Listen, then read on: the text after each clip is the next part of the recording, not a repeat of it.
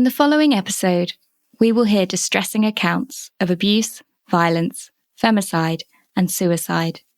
These subjects are part of conversations that I believe we must engage with, but can be very difficult to listen to. Please take care. So far in this series, we have met women who have experienced domestic abuse. A father who has lost his daughter to femicide. A campaigner who has dedicated her life to eradicating male violence against women and girls. And psychiatrists helping us understand how survivors can live with the echoes of harm that reverberate throughout their lives. But I couldn't make this series without talking about hope. I sometimes think hope gets a bad reputation. It's become overused, an Instagram platitude, in danger of becoming hollow. Sometimes I think it's another version of thoughts and prayers, a catch-all phrase used to avoid difficult conversations. It can feel meaningless in the face of struggle and trauma. But that's not the hope I'm talking about.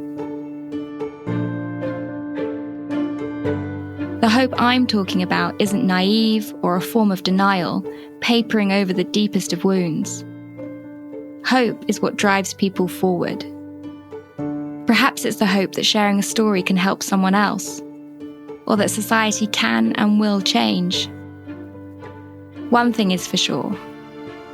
Without the hope that things can be changed, we certainly won't demand that they must be. Hope is the commitment to keep going.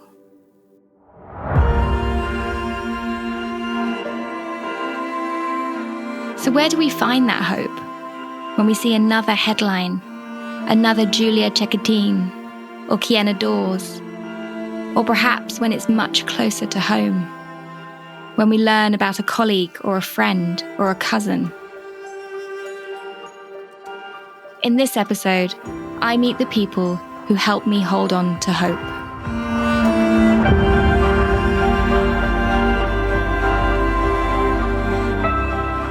My name is Marisa Bate.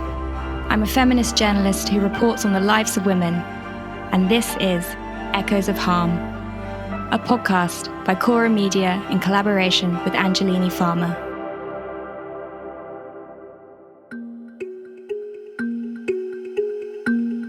In the third episode, we met Gino Cechettin. Gino's daughter, Giulia, was murdered by her ex-boyfriend.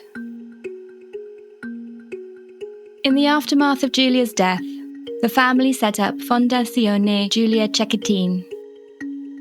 Turning their pain into action, the foundation wants to use their harrowing experience to push for change in society and raise awareness around gender-based violence and controlling behaviour. A particular area of focus, Gino Cechettin says, is getting sex and relationships education into schools. He believes prevention is essential. So the aim is to have 1 hour, at least 1 hour of education to sexuality, education to affectivity. That would probably get things better in the next generation. So we still have a good, hope for the new generation. Part of that education, Gino hopes, will help young men realise the value and validity of their own emotions. Because otherwise, he says, this can lead to the inability to connect, form healthy relationships, and find happiness. Sooner or later, you are alone, you cannot interact with other people properly because you are so stuck to that model. You could not even cry and you could not even suffer. And so you are living your life not completely. And so we have to teach these guys that crying is part of the sensation that your body gives you. While there are so many parents teaching you have to not cry, you are not a woman. This is something Gino knows only too well.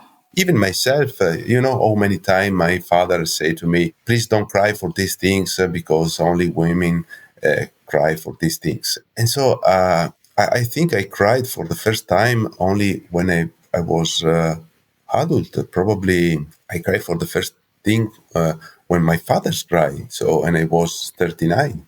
That's it's unbelievable. And so we have to teach these guys that giving ourselves the complete portfolio of reaction we have, and we have to admit to say we are like this. It's not a shame that we are weak in some part and we are strong in another part. This is why Giulia Cechettin and the Foundation's work is so important and so hopeful. We need the next generation of men to understand that there is another way, that they are allowed to be vulnerable, and their masculinity isn't dependent on a woman's submission.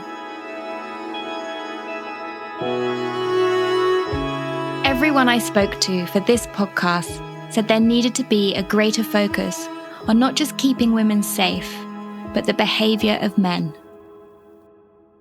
Rebecca, the survivor we met in the first episode, believes it's essential. It always seems to be we're looking for a cure. And whilst that is amazing, and of course we need the refugees and we need the support and we need the charities, we still need to be focusing far more on the abuser than what we are. We keep asking, or society keeps asking, why doesn't she just leave? Why does she stay? The question we should be asking is, why do they abuse? Where is this stemming from?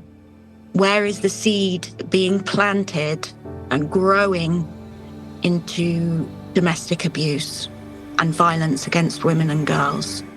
You can't tackle one and not the other. In the first episode, we also met Rosa Logar, who has been campaigning against male violence for over 40 years. Now, she is focused on the next generation. I think it's very important that the people, also the young people, realize that they have a good chance to overcome this crisis when they get active and organized. When Rosa began her campaigning work, some people refused to acknowledge domestic abuse even existed. Today, she's passing on the baton to the younger feminists who are fighting new battles in the same war. It's them who give her hope. They're very active and very inspiring also in all this area of cyber violence, because this is a generation that grew up with the new technologies and they understand much better than the older generation how that works. Cyber violence is a new frontier based on the same old tenets of abuse, establishing control and power through fear and intimidation, but this time with technology. Cyber violence includes cyber stalking and harassment, and image-based abuse, where pictures or videos of victims are shared without consent. In 2024, the European Parliament adopted its first ever EU rules on combating violence against women, and the directive calls for stronger laws against cyber violence. Some women are also fighting back by using technology for good. Women like Stephanie Narb, a survivor of intimate partner abuse who we met in the second episode. As you might remember, during the time Stephanie experienced the abuse, her therapist recommended she write letters to herself to record what was happening. These letters acted as evidence of the events that took place and how she felt at the time, something her abuser would try to twist and distort later on. And it was this that gave Stephanie the idea for her app, a way for victims to recognise abuse and document it. Stephanie's app doesn't have a name, and she can't actually tell me too much about it. This is to keep women safe. Our organization is called Gewaltfrei in die Zukunft, which translates in English to a future without violence. And our goal is not only to help and encourage people who are affected by domestic violence, but also to change the politics. The app was developed in partnership with the German Federal Ministry of Justice. It is camouflaged so that a perpetrator won't notice it. it does this by looking like something the individual victim would have on her phone. If she's into fitness, it might look like a workout app. If she's into cooking, it might look like a recipe app. Inside the app, there's a questionnaire to help users recognize the abuse they may be experiencing. It also provides useful information as well as signposting to local services. I really wanted to give them a safe space within their own houses and even their own abusive relationships where they can use the app in their time. That they don't have to go somewhere, they don't have to drive somewhere, they don't have to look after the opening hours, so they can use it in their own time. They can use it at 4 a.m. We have the statistics software running. When I look what time the people are using it, sometimes it's 4 a.m. or 2 a.m. when the partner is sleeping. There is no counseling center open at that time. And obviously, they're afraid to call somewhere because the crisis hotlines are open 24 hours, but they're afraid that the abuser will hear it. So this is why I thought that an app will be a game changer. The app was developed with a multidisciplinary approach. For example, it allows users to take photographs or screen grab digital abuse and harassment. Stephanie then worked with lawyers to ensure that these pictures would be correctly timestamped so they could be upheld in a court of law. So 80% of the cases are dropped in court due to lack of evidence, or because the court doesn't believe them. Yet Stephanie also wanted to be able to give victims a way to collect evidence of what they were experiencing, not just for a judge, but for themselves. Much like the letters she wrote to herself were. It was rereading those letters that finally gave Stephanie the courage to leave. And we don't do it only for the court, but actually to empower women, to empower people who are abused to realize what structural thing is happening to them and that it's not okay.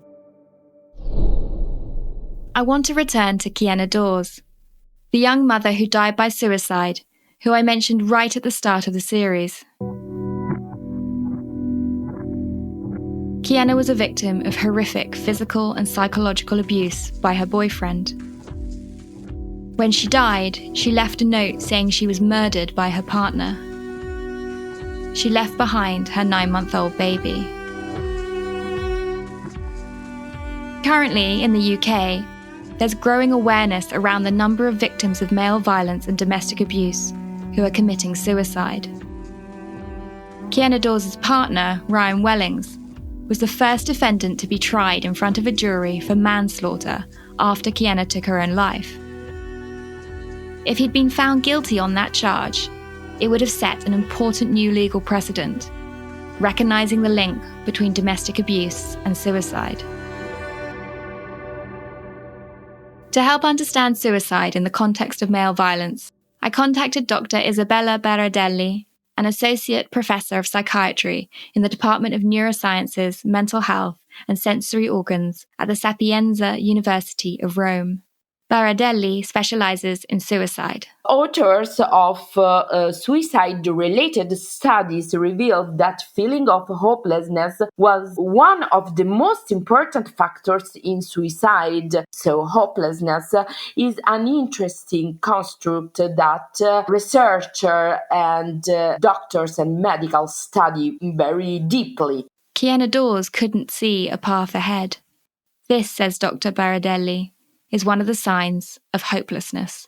Moreover, hopelessness disables individuals making plans for the future and asking for help from others by causing loss of the motivation to move into action. Moving into action can be far easier said than done. Yet the damage inflicted by trauma can be healed, and there's a range of psychotherapies available. There is, for example, cognitive behavioral therapy that can help individuals identify and change negative thought patterns and behaviors that result from emotional abuse. We have got, for example, other kind of psychotherapy like dialectical behavior therapy that combines cognitive behavioral techniques with mindfulness and emotional regulation strategies. Dr. Berardelli also says different types of help can be accessed depending on the severity and type of psychological impact. There is also the trauma-focused therapy for those who have experienced severe emotional abuse. Other kind of therapy that are now available are person-centered therapy. This approach provides a safe, empathic, and individualized environment for women to explore their feelings and experiences. It can help them rebuild their self-esteem and self-worth. Or also narrative therapy helps individuals reframe their experiences and the way they view themselves by separating from negative narratives imposed on them by the abuser. Healing is possible. A life after abuse is possible. Obviously, victims need help and need time, but they can absolutely rebuild the sense of hope. I have to say, when we were young activists, we thought, we'll solve this problem in a few years. After 2 decades, we saw, this is not going to change so quickly. I mean, what I've learned is that it's a problem that's so deeply rooted in our societies that change does not happen in years, not even in decades. It needs generations of people to change the mindset, to change the power. That's Rosa Logar again. Changing that mindset is an ongoing process. And for all the pain and devastation we've heard about in this podcast, we also discovered things that suggest that mindset is being changed. We saw it in Lila.Help and her response to her sister's death. Her fury and grief would not tolerate the narrative women had long been fed. She is demanding more, and so are the thousands of women who take to the streets. We've seen it in her father, Gino, and his remarkable compassion, and the work of the Fondazione Giulia Cechettin. We found it in an ever greater understanding of psychological abuse and what is needed to help those recovering from trauma. There is hope that this is starting to be recognised in law too. We found it in the work of organisations like WAVE, helping the next generation of feminists. And we found it in the technological innovation that is reaching victims in ways not possible before.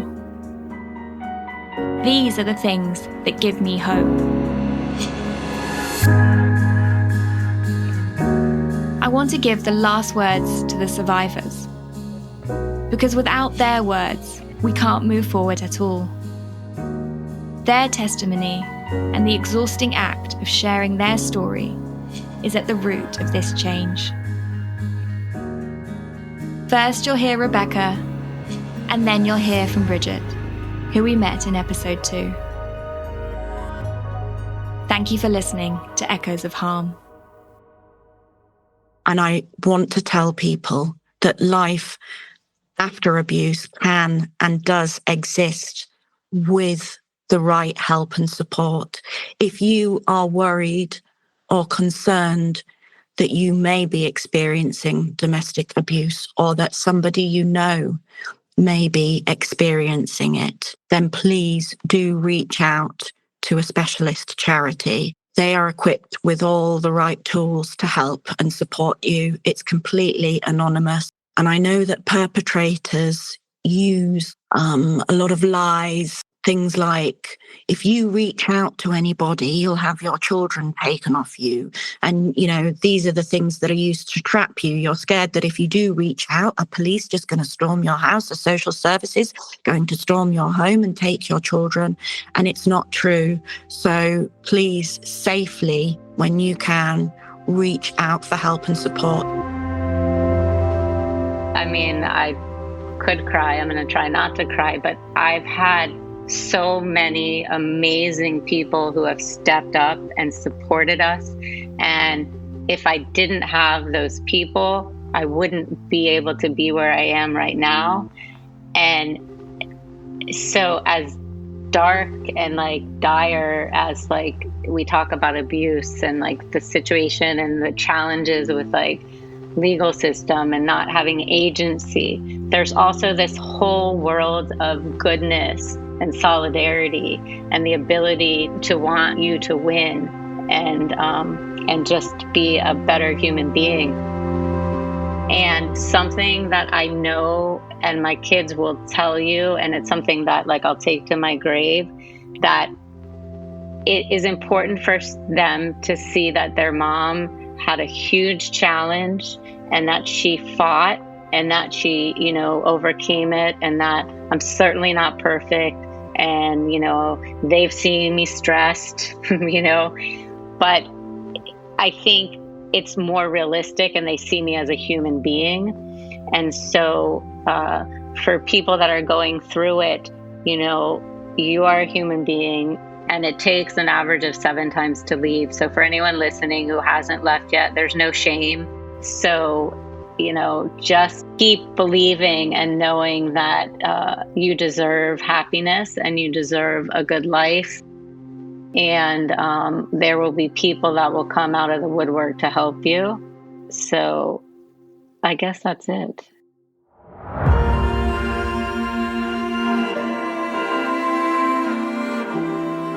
If you or someone you know is impacted by the issues raised in this podcast, please know help is out there.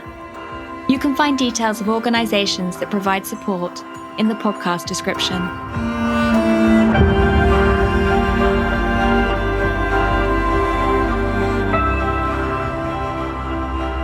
Echoes of Harm is a podcast by Cora Media in collaboration with Angelini Pharma. The podcast is written and hosted by me, Marisa Bate, with editorial support by Francesca Botenghi, editorial curation by Sarah Poma. Sound and music supervision is by Luca Micheli. Post-production and editing are done by Andrea Girelli. The graphic designer is Rebecca Grassi. The project manager is Gloria Beltrami. The producer is Martina Conte, with post-production coordination by Matteo Scelsa. Live sound engineers are Lucrezia Marcelli, Luca Possi, and Aurora Ricci.